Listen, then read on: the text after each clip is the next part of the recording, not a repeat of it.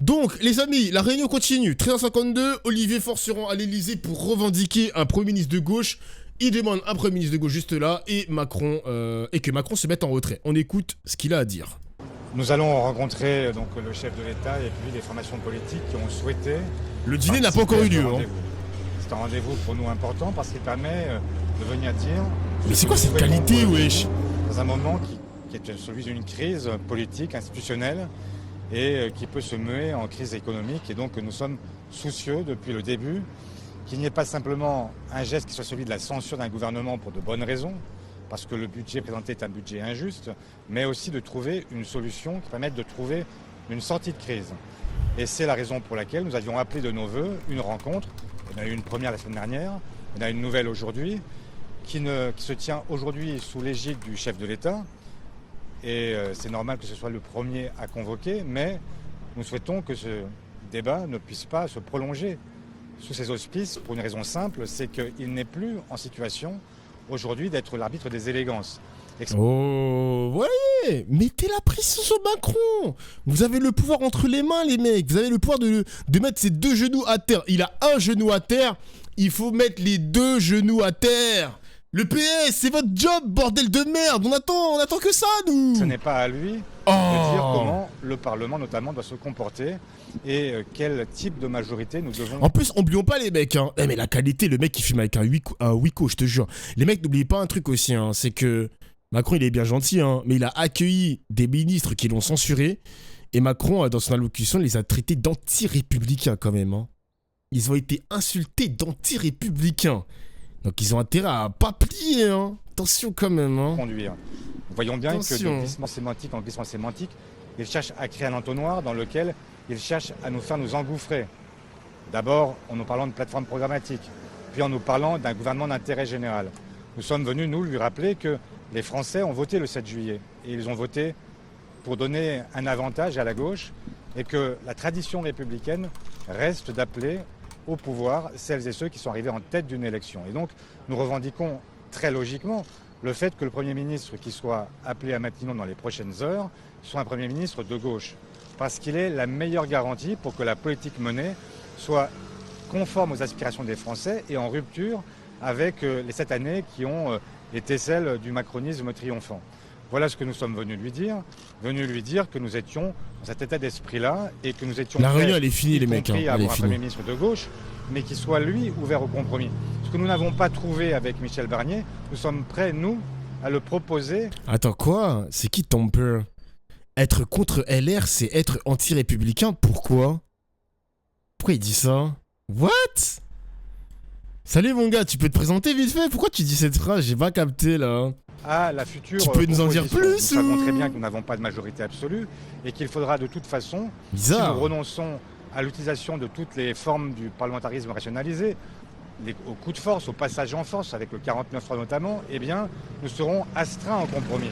Et c'est ce que nous avons dit de manière constante, ce que Boris a dit, ce que Patrick a dit, ce que nous avons cherché à construire, c'est une méthode de gouvernement qui diffère et qui permette d'apaiser le pays et de donner le sentiment aux Françaises et aux Français que nous prenons en charge leurs aspirations, leurs inquiétudes, et que nous ne sommes pas uniquement dans un jeu politique sans fin qui non seulement les exaspère, mais crée beaucoup de défiance et au final beaucoup de confusion qui ne peut servir que l'extrême droite. Et donc j'en finis par là. Le premier acquis des discussions que nous avons eues jusqu'ici... Wesh, Dofla, c'est quoi cette affront de fou beau gosse? T'es célibataire? Mais c'est quoi ça? C'est d'avoir sorti l'extrême droite. C'est quoi ces commentaires? Vous êtes fous quoi des fois là? Et d'avoir permis, d'une certaine façon, à celles et ceux qui aspirent à diriger, de ne plus ça le va faire pas, hein. Sous la pression de l'extrême droite, à un moment où nous étions arrivés quand même à cette... Qu'est-ce qu'il est soporifique, Olivier Faure? Bah ouais les mecs, hein, vraiment, j'ai envie quand même d'écouter parce que je me fais le déroulé de la journée, de tout ce que j'ai raté, mais y a rien les mecs, y a rien de concret. Hein. Nous on veut des mecs qui parlent vrai, qui parlent le real talk, le fucking real talk politique, motherfuckers. Confusion totale avec un Premier ministre qui assumait un dialogue construit avec l'extrême droite et qui avait même donné le point à Marine Le Pen dans un communiqué resté maintenant célèbre. Mais s'il ne met pas un Premier ministre de gauche, vous faites quoi? Vous claquez la porte, vous censurez? Mais on est venu dire ce que nous avions à dire, ce que j'allais vous le dire, nous voulons un la Premier question est ministre de intéressante. gauche. Et donc c'est au président de la République de nous expliquer quelles seraient les raisons pour lesquelles il choisirait un Premier ministre de droite, comme il a déjà fait une première fois, avec les conséquences que chacun connaît désormais. Donc il y a une logique, il a essayé la droite, il doit maintenant essayer la gauche et faire en sorte que les Français puissent se sentir représentés, incarnés, puisqu'ils ne l'ont pas été depuis plusieurs mois. Mais que feriez-vous s'il ne le fait pas? Mais on en reparlera à ce moment-là. Mais pour l'instant, nous sommes venus dire ce que nous avions à dire. Est-ce que vous êtes prêt, si c'est un Premier ministre de gauche, à travailler avec les LR, tout de même avec les macronistes, y compris? Mais je viens de vous dire, si un Premier ministre de gauche, il sera ouvert au compromis. D'ailleurs, il n'aura pas d'autre choix. Ouais, mais ça, c'est un tapin de dire qu'il est ouvert au compromis, mais il va céder quoi exactement? Parce que lui, ça le dérange pas de bosser avec les macronistes, on l'a tous compris, mais ce sera quoi la limite? Ce sera quoi la ligne rouge? Qu'est-ce qui va céder? Genre, il va céder 90% du programme NFP? Il va repartir sur une feuille blanche? Qu'est-ce que c'est que ce bordel? Parce que nous n'avons pas de majorité absolue. Nous sommes conscients de cela. Nous ne sommes pas en train de vous dire que nous avons gagné et seuls nous pouvons appliquer tout notre programme, rien que notre programme. Ce serait vous mentir. Et ce n'est pas nos habitudes. Et donc nous, effectivement, nous sommes prêts à construire un chemin avec des concessions, forcément, parce que nous n'aurons pas d'autre possibilité. Mais nous le ferons en ayant, nous, le pouvoir d'initiative et donc la capacité à mettre sur la table des sujets que la droite, à l'évidence, n'a pas envie de mettre. Et nous ferons en sorte de poser. Mais aussi... moi, je comprends pas leur logique de pensée. Hier, quand on avait écouté Chassaigne, le PCF, donc Parti communiste, il disait qu'il veut travailler. Il ne veut pas être pour le blocage du pays. Mais c'est Macron qui a créé ce blocage, qui a créé ce chaos, etc. Là, vous êtes en train de faire des compromis alors que vous êtes en position de totalement le faire plier, quitte à ce qu'il démissionne. Allez au bout. Il n'y a rien de concret dans l'interview, les mecs. On est d'accord. On a perdu 5 minutes de notre vie pour rien, les mecs.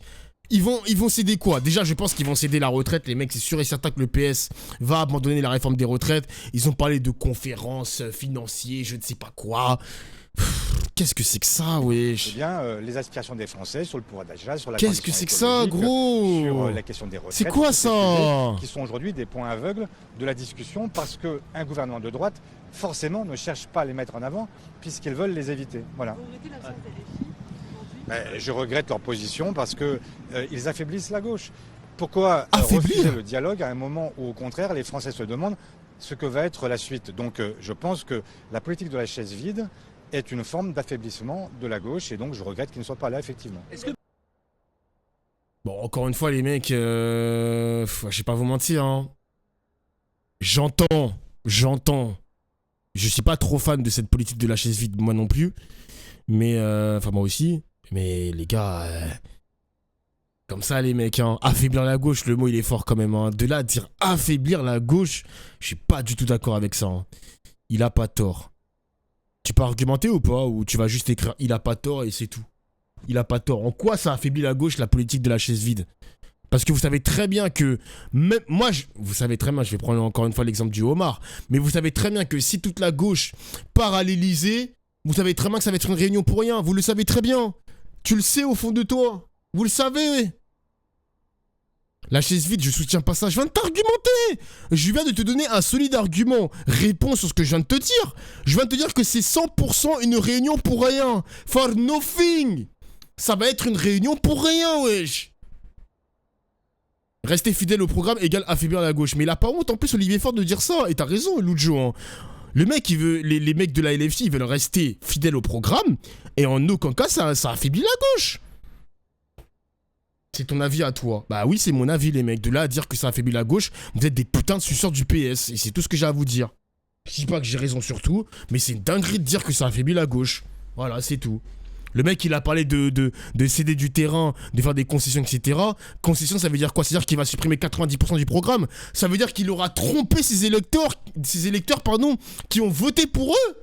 Il serait capable de trahir ses électeurs. Et vous allez me dire, c'est ton avis à toi, il a raison, Dauphin, t'as tort. Mais vous êtes fous, quoi, les mecs? Vous êtes fous, quoi? C'est pas possible.